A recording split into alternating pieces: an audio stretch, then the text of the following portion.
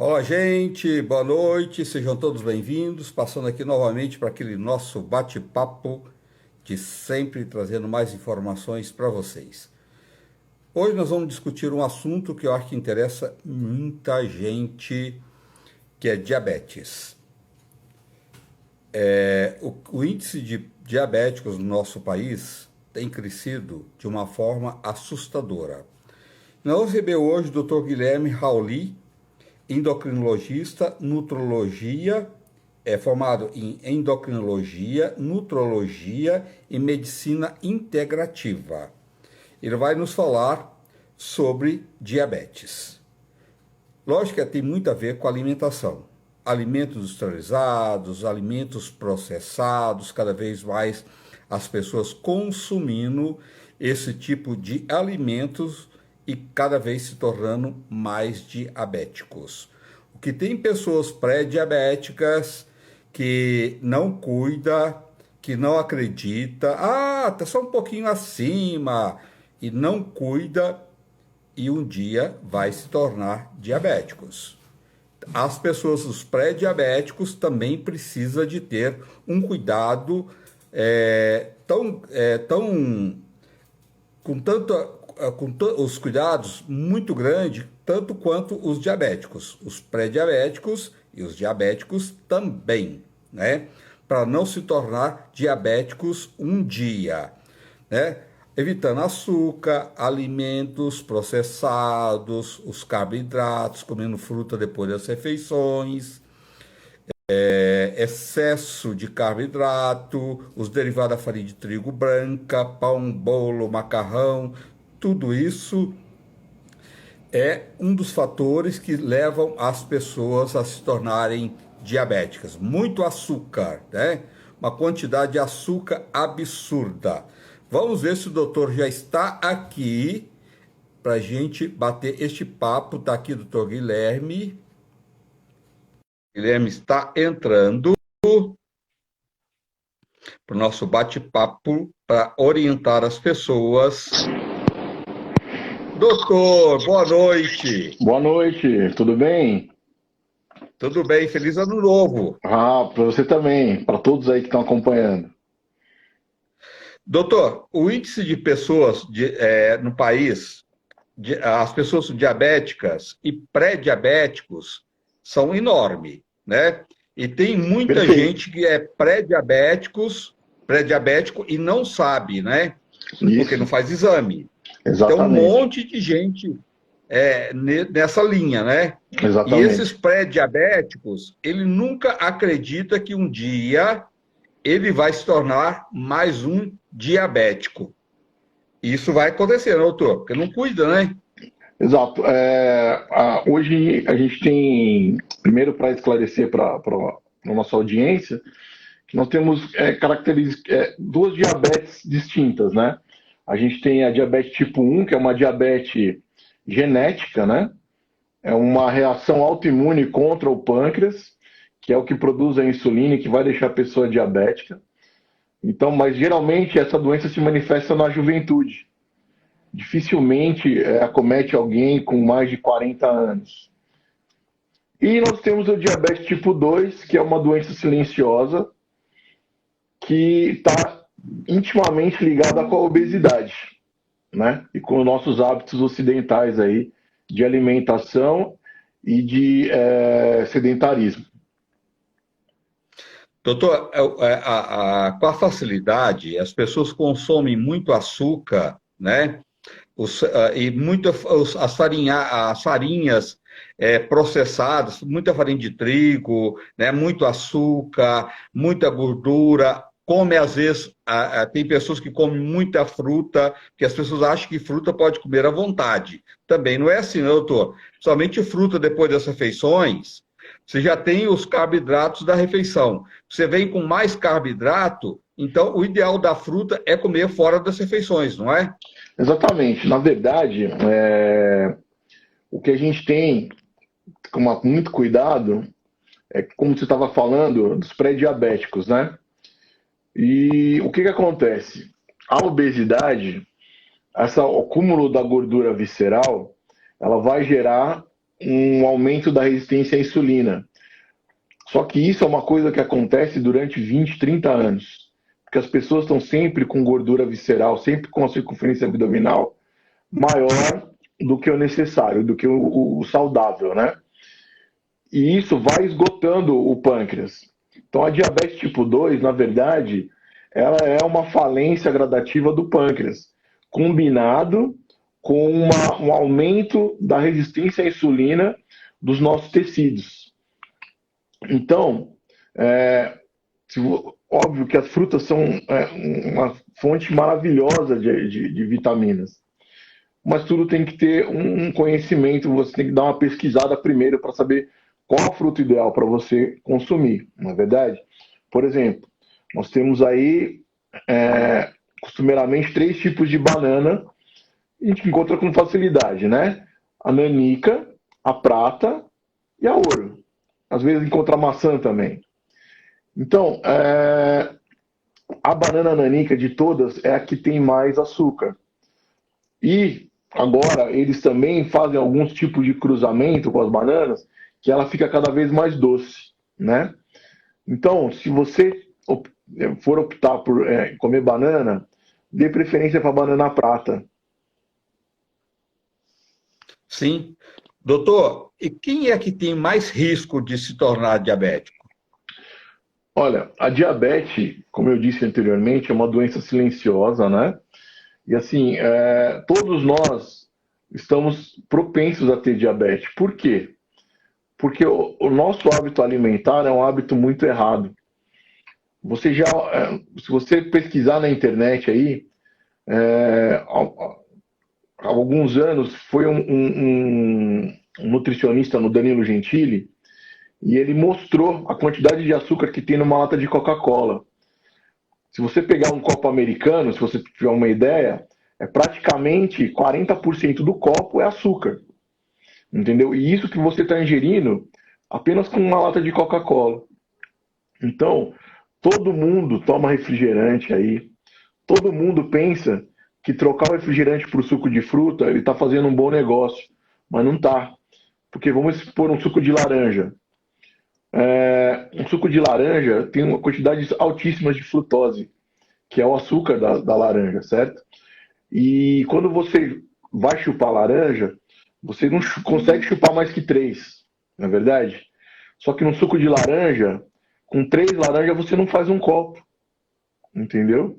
Quando você coloca um copo americano cheio, você está consumindo tanto ou mais açúcar do que um copo de Coca-Cola, entendeu? Então, em resumo, doutor, em vez de tomar o suco, comer a laranja é muito melhor do que Muito tomar o melhor, suco, muito melhor. porque aquele bagaço, aquela parte branca tem uma quantidade também de pectina, né, doutor? Exatamente. Então uma coisa acaba equilibrando a outra, né? Perfeito, perfeito. Óbvio que você não vai chupar um saco de laranja de uma vez, e laranja lima ainda, que é uma laranja muito doce, né? Mas ali, após a refeição, uma laranja que você vai substituir como sobremesa, né? Você não vai comer o pudim e vai chupar a laranja, não. Vai chupar a laranja, o pudim você deixa pra lá, entendeu?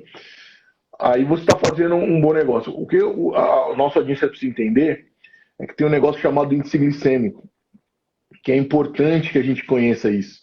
Isso não é divulgado, entendeu? Então a gente pode comer fruta sim, desde que as frutas tenham baixo índice glicêmico, que é a questão que eu falei da banana nanica e da banana prata. A banana prata tem um baixo índice glicêmico, o morango tem um baixo índice glicêmico. O que é isso?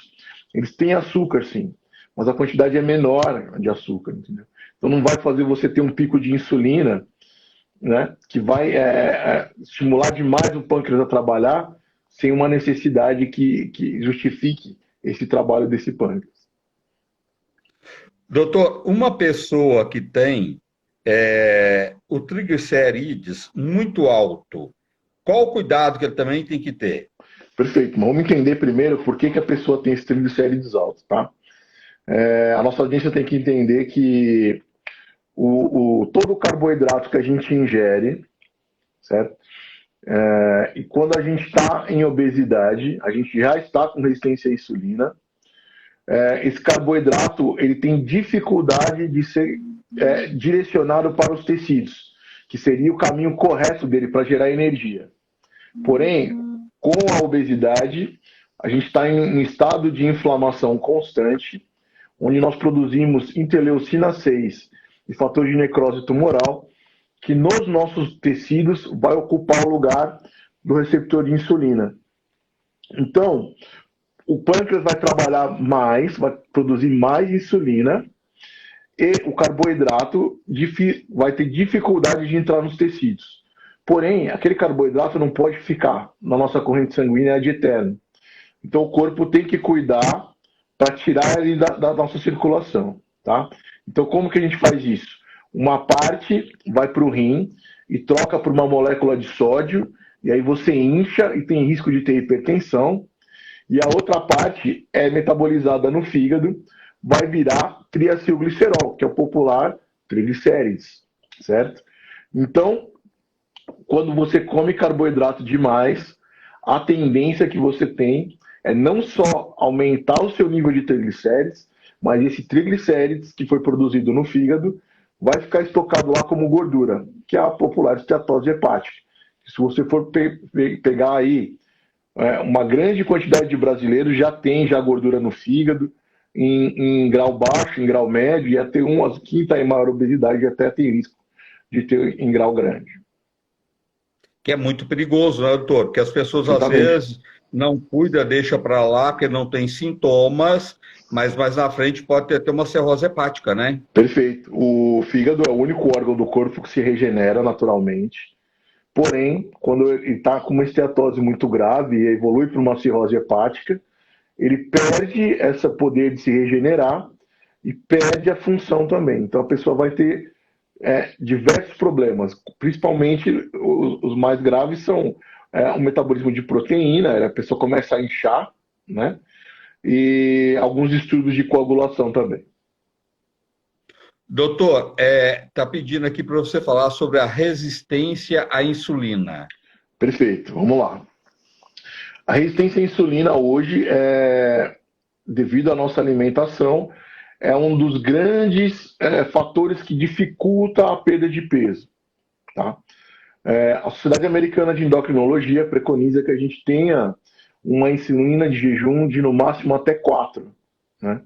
Porém, dificilmente os adultos que a gente atende no consultório têm uma insulina de jejum em 4. Tá? Geralmente estão em 11, 19, eu já peguei até casos de 35.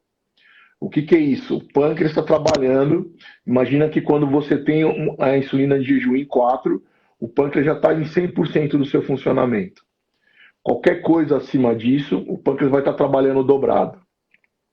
Então, a resistência à insulina, a insulina alta na corrente sanguínea, vai sinalizar para o nosso corpo que tem carboidrato, que tem energia o suficiente e que não é necessário fazer a queima dos nossos estoques de gordura. Por isso que quem está em obesidade, que tem a insulina alta, tem muita dificuldade para perder peso. Doutor, as pessoas às vezes não prestam mais atenção que deveria, os diabéticos e os pré-diabéticos, nas consequências futuras, não temos cuidados em controlar os níveis de açúcar no sangue, as causas que a diabetes, mais na frente, com a idade, pode causar nas pessoas, que é a visão, precisar de amputar algum órgão, perder a função renal. Né? O que você fala para as pessoas terem mais cuidado para que não chegue a tal ponto? Eu gosto de explicar para os meus pacientes como a doença funciona para que eles tenham noção de quão mal eles estão fazendo para si mesmos. É o seguinte, a diabetes, o acúmulo dessa glicose na nossa corrente sanguínea vão causar microdegenerações nas nossas artérias. Porém, as mais afetadas são as pequenas artérias, as arteríolas, que vão fazer a irrigação aí de órgãos como os nossos olhos, como a nossa retina e o nosso rim. Isso vai levar a pessoa a uma insuficiência renal a um longo prazo, né? E isso é uma doença irreversível. eu tenho casos de pacientes que, por não cuidar, hoje vivem fazendo diálise, né? Que é uma prisão sem grades. É, Você não pode ficar distante do seu serviço de hemodiálise, né? Dia sim, dia não, você tem que estar lá. A alimentação é totalmente restrita, né? Não pode comer milhares de coisas. Então, o que eu digo para os meus pacientes? Não é melhor diminuir um pouco agora, controlar um pouco agora, do que você não poder comer lá na frente, né? é verdade. Outros casos também que os pacientes acabam tendo são esses problemas circulatórios nas extremidades, principalmente nos pés, onde o sangue não consegue chegar com a quantidade necessária para fazer a oxigenação dos dedos, né? E a pessoa acaba necrosando aquelas pontas. E aí só resolve amputando o membro que está necrosado. É tanta coisa, né, doutor, que pode acontecer, que Sim, vale muito a pena as pessoas abrir mão, sim, praticar atividade física, fazer uma caminhada de 1 hora todo sim. dia, né? Mudar totalmente o hábito alimentar. Eu acho que vale tanto a pena para no futuro você não ter que passar por esses momentos tão cruel, porque é muito cruel isso com o ser humano, né? Ele fica Exatamente. extremamente limitado. Já pensou perder a visão também, né, doutor? Que é Sim, coisa mais cruel, né? Por causa de uma doença, né? exatamente. Você perder os rins, né? Você precisar de amputar um órgão, né? Para não chegar a um ponto desse, eu acho que quanto mais cedo você fazer mudanças é abrir mão realmente dos produtos industrializados, do açúcar, dos alimentos processados, né, doutor? Ter mais um equilíbrio nos carboidratos pesados. Eu acho que vale muito a pena, não precisa passar fome, né, doutor? Exatamente. A questão é muito. Como você falou, é uma mudança de hábito, entendeu? Já tem muito caso de paciente aqui que chega no consultório com hemoglobina glicada de 7, 8, que já é dado o diagnóstico de diabetes já. Porém, volta a fazer atividade física, come regularmente, isso é totalmente irreversível.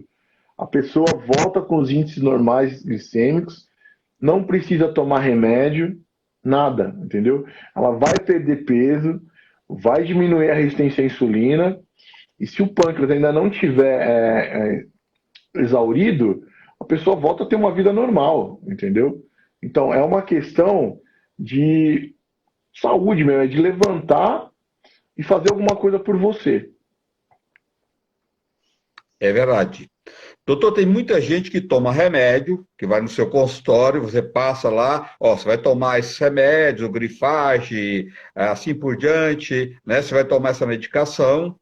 A pessoa sai de lá com a receita, passa na farmácia, começa a tomar os remédios e acha que só tomou os remédios é o suficiente, Uhum. sem não mudar nada na alimentação. Até o contrário, tem muita gente que fala: ah, mas eu como de tudo porque eu estou tomando remédio. É. Não é assim, né? Não, não. O remédio, infelizmente, o que o remédio vai fazer? Ele vai tentar diminuir a resistência à insulina, né? A melhorar aí o metabolismo da glicose, do carboidrato, forçando até encaminhando mais até para o rim, entendeu? Porém, se a pessoa não faz a dieta correta, a dieta indicada, que é tirar a farinha branca não pode ter mais na vida dessa pessoa, pelo menos até ela se recuperar, até ela construir uma massa magra, né? Até ela voltar a ter uma atividade física regular, para justificar o consumo daquela farinha branca, entendeu? Eu falo para meus pacientes que é uma poupança. Se você fizer essa poupança, fizer atividade física, lá na frente você vai poder consumir de novo. Até porque você vai precisar dessa energia que a farinha branca dá para poder suprir aí a demanda do seu corpo. Doutor, e a beterraba, o suco de laranja que você colocou, né? As pessoas às vezes também colocam no mesmo prato, coloca o arroz branco, coloca macarrão e ainda coloca batata, coloca 3 carboidratos no mesmo prato, né? Isso também precisa ter muito cuidado, né, É doutor? verdade. Não é? Sim, sim, sim. O que falta mesmo nas pessoas é uma orientação correta, né? E por isso que eu admiro o tipo de trabalho que você faz, sempre trazendo isso para as pessoas. E, infelizmente, eles pecam por ignorância, na verdade, por não saber Sim. como fazer a composição correta do prato, né? Então, o que eu digo para essas pessoas? Jamais fiquem combinando muitos carboidratos, entendeu? Tudo que for farinha, tudo que for grão, com cuidado para você consumir. Por quê? Aquilo vai ser rico em tipo de carboidrato. Agora tem estudos aí que estão falando sobre o amido resistente. O que é isso? O amido resistente é o arroz que você prepara, você refrigera e depois você reaquece para comer. Ele libera uma propriedade do amido que acaba produzindo um carboidrato aí que está ajudando as pessoas até a emagrecer, entendeu? Mas isso ainda está em estudo, está no começo ainda das pesquisas. Mais para frente a gente vai ter novidades sobre isso. Por isso que a gente não pode vilanizar nunca as coisas, entendeu? O que a gente tem que fazer é ter parcimônia e controle. Ah, não vou comer mais pão, não sei o quê. Não, não é assim. Mas você não pode comer pão na hora do café da manhã, pão no almoço junto com a feijoada, pão à tarde, né? Não pode fazer isso. Porque se você fala para o seu paciente, ó, você não vai comer nunca mais isso, aí que ele come mesmo, entendeu? Porque ele liga no cérebro lá um negócio da proibição, né? Que proibido é mais gostoso, daí ele vai lá e vai acabar quebrando. Então, o que eu falo para meus pacientes? Primeiras 6 semanas são as mais difíceis, que é onde você tem que construir um novo hábito, um novo desenvolver, desacostumar o paladar, né? Que eu falo. É colocar de lado aquele paladar infantil e agora treinar o paladar para aquilo que é certo. Então eu peço para não comer durante 6 semanas, não é nenhum absurdo, né? E depois dessas 6 semanas a gente refaz os exames, vê que as coisas melhoraram, aí a gente vai aos poucos encaixando na dieta do paciente, mas muitos até deixam de comer porque perdem o hábito. Comer saudável, depois você aprende a comer saudável, que é troca, né, doutor? Você está Sim, trocando aquilo que não é saudável por um alimento saudável. É troca, você não, não é ficar sem comer, né? É fazer perfeitamente. as trocas. E saber fazer as trocas com a orientação de um profissional sempre é muito mais fácil e você vai ter certo daquilo que você está fazendo, né? Então, Exatamente. fazer troca não é passar fome, é mudar, Não, né? Igual, exatamente. né? E tem gente que às vezes fala, mas eu não janto, eu faço um lanche, mas come tanto pão, come tanta coisa à É. tarde, come bolo, ainda come fruta, é pior do que no jantar, não é, doutor? Isso, e eu preciso avisar também, porque tem gente que você fala, não como nada e engordo. Não como nada e engordo. Então, essas pessoas que não comem nada e engordam, o que está acontecendo? O corpo não é besta, entendeu? Você, ao não comer nada, não quer dizer que não comer nada você não vai engordar. Por quê? Ele vai desacelerando o seu metabolismo. A função do corpo é armazenar. Nós fomos criados numa época em que não tinha açougue, não tinha supermercado. A gente comia hoje, ficava 3 dias sem comer. Então, o nosso fisiológico ele é programado para armazenar. Tanto é que você vê aí na rua, por todo lugar, pessoas que fizeram cirurgia bariátrica e voltam a engordar, não é verdade? É Por quê? verdade. Porque a pessoa é sem vergonha? Não. É porque o corpo nosso ele é programado para armazenar. Então, ficar sem comer não adianta. Você tem que comer corretamente, nos prazos corretos, nas quantidades corretas. Por quê? Porque até para fazer a digestão você gasta energia, entendeu? Então não adianta ficar sem comer. Né? E essa história de ficar sem comer, eu não como nada e engordo. Não conversa. Alguma coisa está fazendo errado ali. E É vou contar um verdade. caso aqui, uma experiência própria. Em casa, minha mãe, ela tinha essa reclamação, eu não como nada e fico engordando, engordando. Eu falei, não é possível, mãe, o que você está comendo? Ela, eu tomo o meu café da manhã, almoço, depois não como mais nada. Eu falei, não é possível. Ela falou, não, eu só como gelatina só. E a gelatina, não é porque é gelatina que não vai engordar, né? É açúcar, é água com açúcar É. e, para fazer a gelatina. Então, Sim. não é assim, né? Não é assim, não como nada. Alguma coisa você está fazendo errado, né? E é por isso que você não está emagrecendo. E outra, não adianta se estourar, eu vou fazer dieta e vou emagrecer. vai emagrecer por um tempo, mas se você não colocar uma atividade física, você vai voltar a engordar, porque essa é a função do nosso corpo. É verdade, é verdade. Doutor, qual é a relação da obesidade com diabetes? Perfeito. Porque tem pessoas magras também, tem muitos casos de pessoas magras, né? Que também têm diabetes, né? Então não é um Perfeito. caso só de obesidade, né? Não, não. O principal, a relação da obesidade com a diabetes é o acúmulo da gordura visceral. O que é a gordura visceral? A gordura que está na barriga ali? Não. É a gordura que está entre os órgãos. Essa é a gordura pior, entendeu? Essa gordura, como eu disse há pouco, ela produz fator de necrose tumoral e interleucina 6, que são dois fatores inflamatórios. Esses fatores inflamatórios que vão no nosso organismo substituir, vão pegar o receptor de insulina nos nossos órgãos, nos nossos tecidos, e não vão deixar a insulina chegar lá para sinalizar, para captar aquela glicose que está na corrente sanguínea.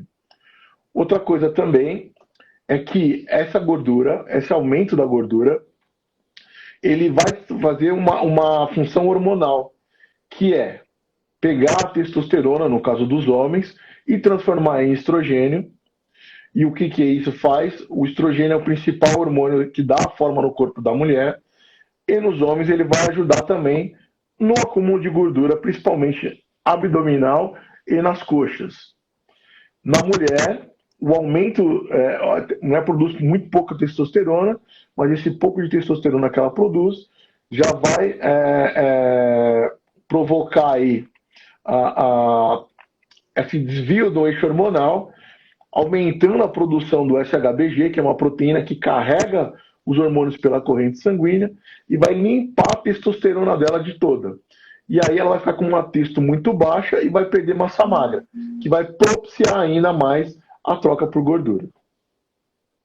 Maravilha.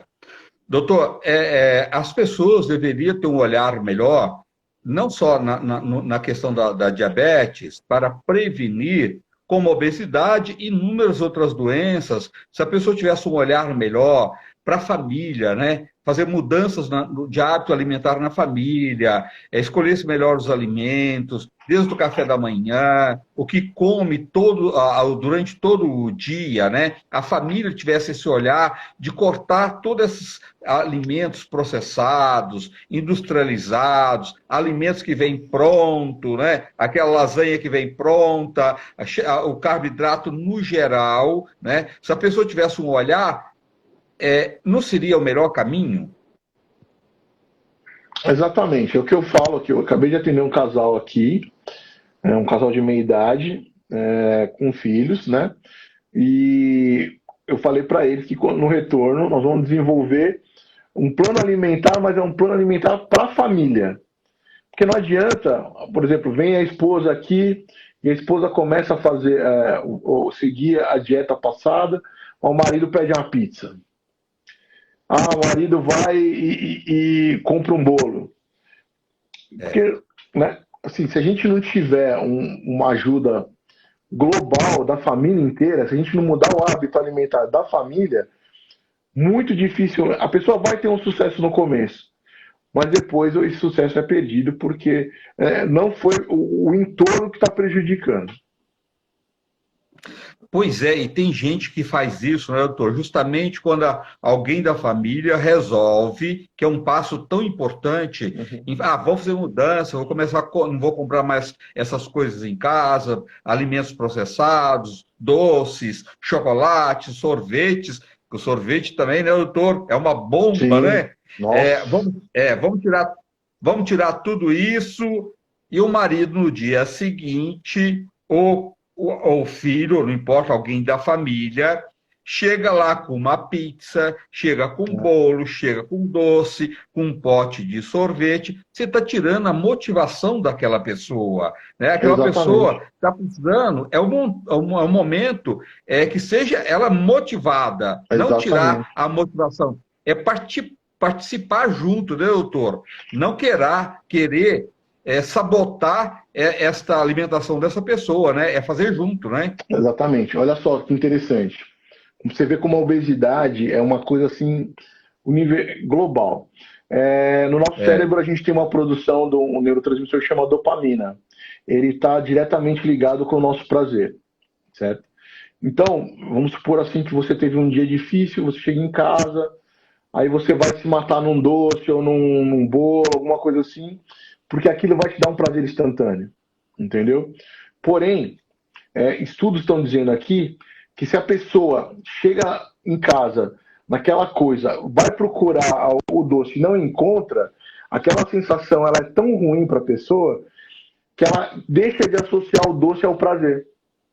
Você entendeu? sim, Como é importante a legal. integração da família no tratamento da obesidade, porque se ela vai procurar o bolo, eu vou quebrar a dieta, eu vou comer o bolo. Ela abre a geladeira, não tem o bolo lá, a frustração que ela sente é tanto que o cérebro deixa de associar o bolo ao prazer. Entendeu? Então, o cérebro automaticamente vai falar que não adianta ela ir procurar o bolo que ela não vai ter prazer, ela vai ter frustração. Doutor, assim, só para.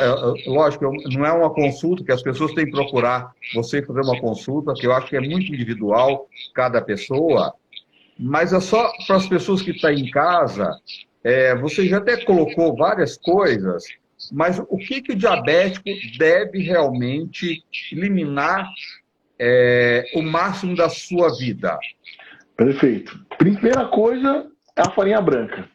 Às vezes a farinha branca é tão pior quanto, até pior que o açúcar. Segundo, o açúcar, né?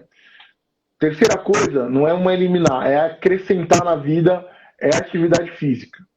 Isso é fundamental para melhorar a circulação, tudo, para o sangue poder chegar naqueles vasos que já podem estar comprometidos, porque a gente não sabe quanto tempo aquela pessoa já está em diabetes, até a data do diagnóstico, na verdade.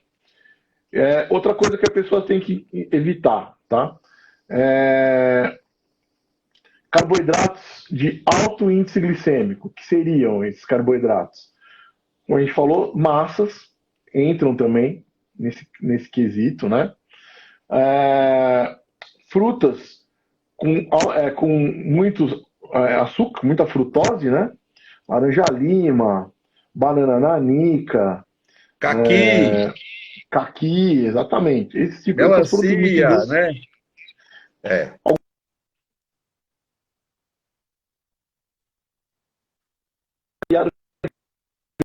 sabe? É, em combinação com outras frutas, a melancia até acaba saindo um bom aliado. É, e como eu disse, não pode faltar atividade física para um diabético, entendeu? Porque quanto mais a atividade física vai produzir uma proteína no intestino, chama GLUT4.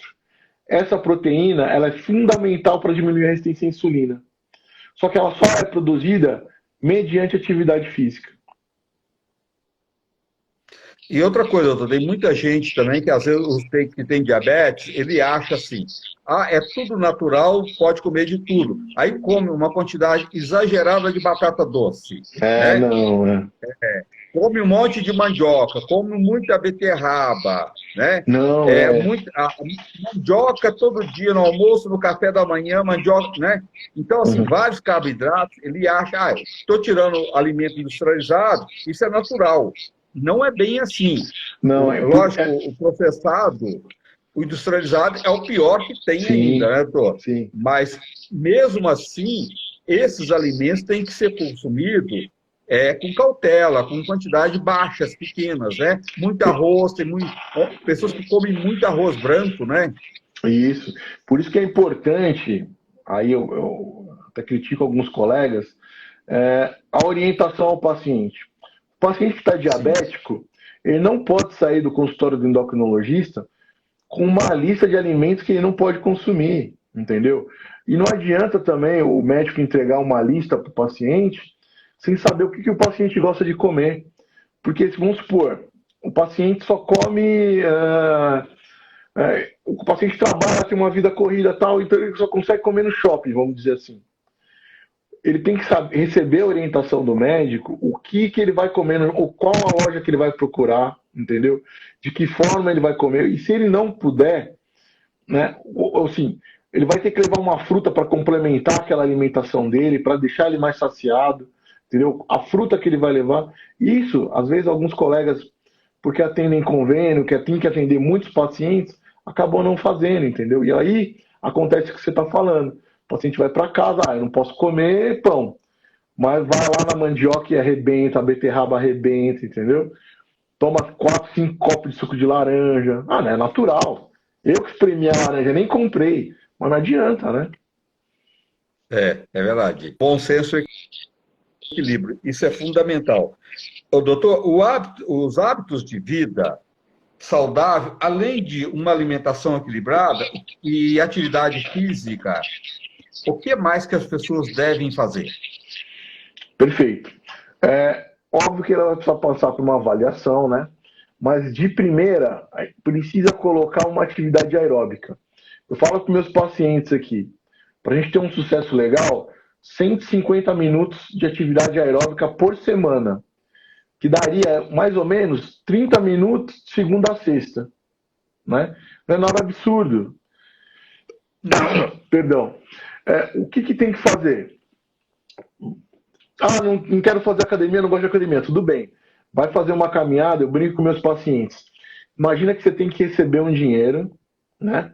A pessoa que vai te pagar, ela está saindo de casa. E se você não for encontrar com ela, você não vai receber o dinheiro.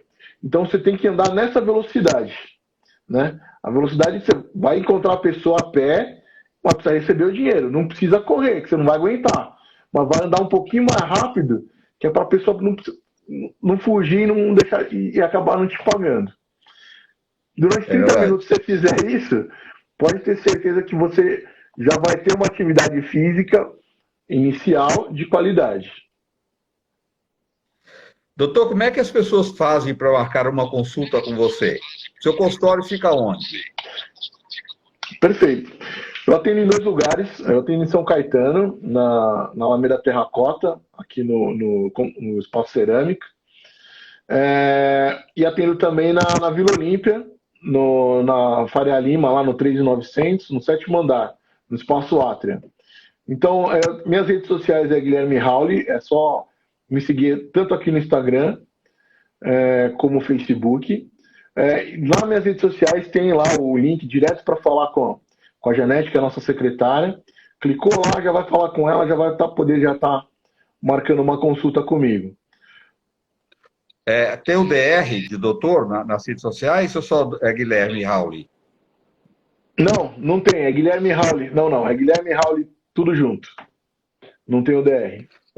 Guilherme, não tem DR de doutor, tá? Não. Nas redes sociais é Guilherme Rauli, tudo junto. Tudo Guilherme junto. Rauli. Isso. Do jeito que fala mesmo, escreve. Do jeito que fala, escreve. Do jeito que você fala, você escreve. Isso mesmo. Rauli. Isso. Tá? Ou então pode Guilherme Rauli. Isso. No Instagram também tem o Instagram do consultório do Instituto, que é Instituto_Gama Rauli, tudo junto. Instituto_Gama Rauli. Lá também vai ter acesso às minhas publicações, as nossas conversas estão lá também, a outros trabalhos que a nossa clínica presta. Então, desses meios aí, sempre na bio tem lá o link direto, clicou lá, já cai no WhatsApp da clínica, é só agendar a consulta. Olha, gente, é mais fácil que isso. No ABC São Caetano. Todo o ABC, São Bernardo, São Caetano, Santo André, tudo é pertinho, é quase colado ali, né? Então, só marcar uma consulta lá em São Caetano. Na Vila Olímpia, é muito fácil que na Faria Lima. Isso. Perto do metrô Faria Lima, entendeu? É super fácil de encontrar e marcar uma consulta com o Dr. Guilherme Rauli. Doutor, você não sabe nem o WhatsApp? Esqueceu? Sei sim. Deixa eu pegar aqui. Peraí. Qualquer coisa, gente. E acompanhe o doutor nas redes sociais. É Guilherme Rauli. Isso. O WhatsApp do consultório é o 99934-6506. Então, se você quiser, você pode mandar o WhatsApp para marcar uma consulta com o doutor Guilherme, ou em São Caetano, ou aqui na Faria Lima, é 011, quem for fora de São Paulo, consulta online também, né, doutor? Também. 999 346506, 011 999 346506. Gente, Isso o maior bem que a gente tem chama vida e saúde. Não deixa a sua saúde para depois. Cuida dela o mais cedo possível. Quanto mais cedo, melhor. Obesidade não é uma questão de estética, é uma questão de saúde. Exatamente. Diabetes é muito sério, entendeu? Então não deixa para amanhã. Quanto mais rápido você cuidar, lógico, dentro de um pacote todo, né, que o doutor colocou, alimentação, atividade física, uma orientação de um profissional, que você vai conseguir um objetivo que você precisa, né, doutor? Isso mesmo. É importante, se não quiser marcar comigo, não tem problema, procura o seu médico, entendeu? Não fique... a obesidade não é gordofobia, não é nada disso. Obesidade é uma questão, é uma doença crônica, é uma doença de difícil tratamento, que precisa do acompanhamento médico para você poder sair dela. Você não é obeso, você está obeso. Então, vamos sair de obesidade. Doutor, muito obrigado, viu? Gratidão. Conto com você mais vezes aqui, ó. Telefone do doutor Guilherme, 011 99934 6506. Doutor, boa noite, gente. Até amanhã, Boa se noite, Deus pessoal. quiser. Fica com Deus. Tchau. Pode assistir essa live e compartilhar com os amigos que a gente agradece.